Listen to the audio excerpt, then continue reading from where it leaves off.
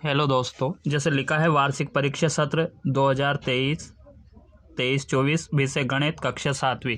तो ये कक्षा 7वीं के लिए गणित के पेपर के लिए बहुत महत्वपूर्ण है और इसका हल है। तो आइए हम देखते हैं। जैसे पहला प्रश्न है, ये प्रश्न देख लीजिए।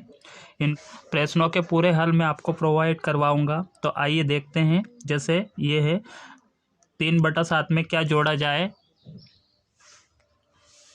3/7 में क्या जोड़ा जाए कि 3/7 हो जाए। तो ये हमारे 4 ऑब्जेक्टिव है। तो इसमें क्या जोड़ा जाए कि वही वापस वही संख्या प्राप्त हो। तो ऐसी संख्या हमारे पास शून्य है, तो ये हमारा शून्य रहेगा पहला। फिर दूसरा प्रश्न है हमारा, समीकरण x + 3 = 0 में x का मान क्या होगा। तो हम इस 3 का पक्षांतर कर देंगे, ये शून्य की साइड जाएगा तो हमारा -3 होएगा, ये हो जाएगा अगला। इसी प्रकार अब तो प्रश्न क्रमांक तीसरा है कि 30 का समपूरक कोण क्या है। तो 30 का समपूरक कोण कितना रहेगा। तो 30 का समपूरक 150 रहेगा, क्योंकि 180 में से हमें 30 घटाएंगे तो 150 बचेगा। तो इस प्रकार ये हो गया। इसी प्रकार चौथा प्रश्न है कि 6/23 को उसके व्यतकर्म से 6/23 को उसके व्यतकर्म से गुणा करने पर प्राप्त होगा। तो क्या प्राप्त होगा। तो हम जैसे 6/23 और इसका व्यतकर्म होता है 23/6, तो हम 23 से 23 काट देंगे, 6 से 6 काट देंगे तो 1 बचेगा, यानी 1 हमारा आंसर रहेगा। इसी प्रकार प्रश्न निम्नलिखित में त्रिविमीय आकार नहीं है। त्रिविमीय आकार कौन सा नहीं है वह हमें देखना है। तो जैसे गोला दे रखा है, ये भी त्रिविमीय आकार होता है। पिरामिड भी त्रिविमीय आकार होता है। घन भी त्रिविमीय आकार होता है। चतुर्भुज हमारा त्रिविमीय आकार नहीं होता है। तो यही हमारा आंसर होंगे। अब रिक्त स्थान में हमें जैसे दे रखा है 9/2 गुणा 7 में क्या आएगा कि 23/8 हो जाए। तो हमें 2 में किसका गुणा करना है, सिर्फ 4 का गुणा करेंगे। 2 में हमें सिर्फ 4 का गुणा करना है तो 8 हो जाएगा। इस प्रकार ये हमारा 63/2, यानी यहाँ जहाँ रिक्त स्थान है वहाँ हमारा 4 आएगा। रिक्त स्थान है वहाँ 4 आएगा। इसी प्रकार रिक्त स्थान में सबसे बड़े ये प्रश्न देख लीजिए। रिक्त स्थान में सबसे बड़े और सबसे छोटे प्रेक्षणों का अंतर परिसर कहलाता है।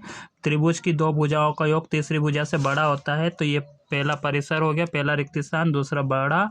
और त्रिभुज की तीसरी भुजा हमारी 2 भुजाओं के योग से बड़ी होती है, तो ये बड़ा, यानी त्रिभुज की 2 भुजाओं का योग तीसरी भुजा से बड़ा होता है, तो तीसरी भुजा से बड़ा।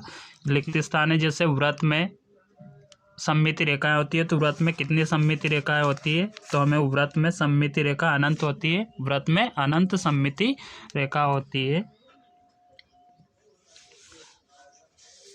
ये प्रश्न रिक्त स्थान देख लीजिए। इनके सारे हल मैं आपको प्रोवाइड करवा रहा हूँ। अभी अगले देख लीजिए। जो सबसे बड़े यहाँ 9/2 गुणा 7 क्या रहेगा, और सबसे बड़े और सबसे छोटे प्रेक्षणों को अंतर परिसर कहलाता है। त्रिभुज की 2 भुजाओं का योग तीसरी भुजा से बड़ा होता है। व्रत में अनंत सममिति रेखाएं होती है। भारतीय गणितज्ञ जिन्होंने शुल्क सूत्र दिया उनका नाम बुद्धायान है। तो देखिए, हमें पहला रिक्त स्थान परिसर, दूसरा बड़ा, तीसरा अनंत और चौथा है हमारा बुद्धायान। और ये 7/4 में हमें 4 लिखना है। इस प्रकार ये हो गया। 11वां सवाल देखिए, एक ऐसा ऋणात्मक पूर्णांक युग्म लिखी जिनका अंतर 8 हो। तो हम देखते हैं, आइए दिखाता हूं मैं आपको इसका हल। एक ऐसा पूर्णांक लिखना है जो ऋणात्मक युग्म हो लेकिन उसका अंतर +8 हो। तो हम -2 माइनस लिखेंगे, क्योंकि इसका अंतर हमें घटाना है। तो माइनस और माइनस के 10 लिए, तो जब ब्रैकेट खोलेंगे तो माइनस माइनस प्लस, और 10 में से हम 2 घटा देंगे 8। तो यही हमारा आंसर होगा। प्रश्न अगला है हमारा प्रश्न 12वां, जिसमें दे रखा है 4/9 भागा 2/3 का मान ज्ञात कीजिए। तो इसका मान आइए मैं हल करके दिखाता हूँ। तो जैसे 4/9 भाग 2/3 लिखा है, तो हम भिन्न में भाग के निशान को गुणा का निशान बनाएंगे। गुणा का निशान बनाया और पीछे वाले भिन्न को 3 को ऊपर लिखा और 2 को नीचे। अब 2 से हमारे 4 में कट जाते हैं 2 बार में, और 3 से भी 9 कट जाते हैं 3 बार में। तो यहाँ ऊपर हमारे 2 बचे, 2 लिख लिए, और नीचे 3 बचे। इधर 1 और इधर भी 1। 1 का 2 का गुणा 1 में किया 2, और 3 का गुणा 1 में किया 3। यही हमारे आंसर होंगे। अब अगला प्रश्न है हमारा, चित्र बनाकर संगत कोणों का एक युग्म दर्शाइए। तो संगत कोणों का युग्म हमें दर्शाना है। तो कौन कौन से संगत कोण होंगे। तो देखिए 13 का हल। जैसे ये संगत कोण है, ये हमारा 1 और 2 यानी इसके संगत कोण ये हो जाएगा, और ये 3 और 4। तो इस प्रकार हम लिख सकते हैं कोण 1 बराबर संगत कोण 2 होगा, और कोण संगत 3 बराबर कोण संगत 4 होगा। इस प्रकार हम संगत कोण दर्शा सकते हैं। यही हमारा आंसर। अगला प्रश्न दे रखा है, तो अपने आसपास के परिवेश से सममिति दर्शाने वाली कोई दो आकृतियों के नाम लिखना है। तो ऐसी दो आकृतियां हैं, हम लिख देंगे उनका दरवाजा और खिड़की, जो दोनों सममिति। अगला प्रश्न है हमारा, अंग्रेजी वर्णमाला के ऐसे दो अक्षर लिखिए जिनमें रेखिक सममिति और घूर्णन सममिति दोनों हो। तो रेखिक सममिति भी और घूर्णन सममिति भी है। तो ऐसे दो अक्षर हम लिख देंगे। तो ऐसे दो अक्षर लिख देंगे। तो ऐसे दो अक्षर हमारे पास होंगे एक्स और वाई। तो ऐसे हमारे पास दो अक्षर होगा एक्स और वाई। तो इस प्रकार हम दोनों लिख देंगे। अगला प्रश्न अगला प्रश्न है, त्रिविमी पिरामिड में कितने शीर्ष और कितने किनारे होते हैं। तो हमारा त्रिविमी पिरामिड में एक शीर्ष और 4 किनारे होते हैं। तो ये भी हम लिख लेंगे। आइए दिखाता हूँ मैं आपको। लेंगे हम इसको इस प्रकार लिख लेंगे, एक शीर्ष और 4 किनारे होते हैं। तो ये इस प्रकार यही हमारा आंसर होगा। अब मैं प्रश्न क्रमांक 17 आपको दिखाता हूँ। 13 भागा बड़ा ब्रैकेट के अंदर -2 + 1 का मान ज्ञात करना है। हमें इसको बोर्डमास नियम से खोलना है। तो आइए देखते हैं। ये हमारा हल है उसका, 13 भाग और -2 प्लस। तो हम पहले छोटे ब्रैकेट को खोलेंगे तो ये खुल जाएगा। तो इसको इस प्रकार लिख लेंगे। अब एक प्लस की एक माइनस की है, तो बड़ी संख्या में छोटी संख्या घटा देंगे तो 1 बचेगा। ये माइनस का 1 बचेगा। अब माइनस के 1 का भाग देंगे 13 में, तो माइनस के 13 ही आएगा, क्योंकि 1 का भाग 13 में देंगे तो 13 ही आएगा। यही हमारे आंसर होंगे। ये प्रश्न क्रमांक 17 का हल हो गया। अब हम प्रश्न क्रमांक 18 देखेंगे। अब प्रश्न क्रमांक 18 का हल देखेंगे। सुशील 3 कर्मगत दिनों में क्रमशः 6 घंटे, 5 घंटे और 7 घंटे पढ़ता है। उसके पढ़ने का औसत समय क्या होगा। तो हमें पढ़ने का औसत समय निकालना है। तो औसत समय होता है कि इन घंटों के तीनों को जोड़ करके 3 का भाग देना है। तो आइए देखते हैं इसका हल। जैसे वह पहले दिन 6 घंटे पढ़ता है, दूसरे दिन 5 घंटे और 7 घंटे। तो हम औसत निकालेंगे। तो 6 को, 5 को, 7 को प्लस करेंगे और उसमें 1, 2, 3 का भाग दे देंगे। तो ये हमारा 18 होगा। 18 में 3 का भाग देंगे 6 बार, तो उसका औसत घंटा आएगा 6 घंटे, यानी यह हमारा आंसर होगा। अगला प्रश्न हमारा देखते हैं हम। अगला प्रश्न है हमारा, 5x/2 = 10 को हल करना है। तो आइए इसका हल मैं आपको दिखाता हूँ। तो ये 5x/2 = 10 है। 10 बटे में है, इधर जाएगा तो गुणा में हो जाएगा। तो 10 दूनी 20 हो गए। यहाँ 5 x के साथ गुणा में है, इधर जाएंगे तो बटे में हो जाएंगे, भाग में हो जाएंगे। तो 5 का भाग 20 में देंगे तो 4 बार जाएगा। तो x का मान हमारा 4 आएगा। यही इसका आंसर होगा।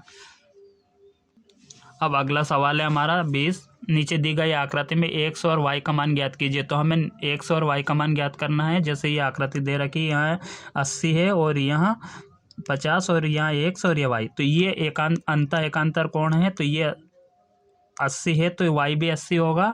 और इधर फिर हम 80 का निकाल लेंगे। तो आइए देखते हैं इसका हल किस प्रकार करेंगे। y का मान हमारा, जैसे ये एकांतर कोण है तो ये 80 है, तो y का मान भी 80 होएगा। और हम x का निकालेंगे। त्रिभुज के तीनों कोणों का योग 180 होता है, और इन दो कोणों को जोड़ करके हम x का मान निकाल सकते हैं। तो x का मान हमारा 50 हो जाएगा, और x का मान 50 और y का मान हमारा 80 हो जाएगा। यही आंसर होगा। अगला प्रश्न है हमारा 21। एक संख्या रेखा खींचिए और उस पर परिमित संख्या -5/8 को निरूपित कीजिए। तो हम 5/8 को दर्शाएंगे। तो कैसे दर्शाएंगे, आइए देखते हैं। तो ये हमारी संख्या रेखा होगी।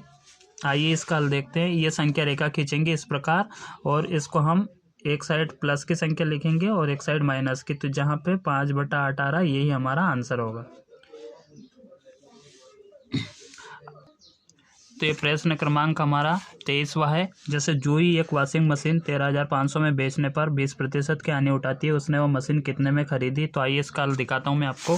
जैसे कि मशीन का विक्रय मूल्य 13,500 है, हानि 20% है। हानि निकालेंगे। ये प्रतिशत में दे रखी, तो 1300 का 20%। तो हमने 1300 का 20% निकाला, तो ये आ गया हमारा 2700।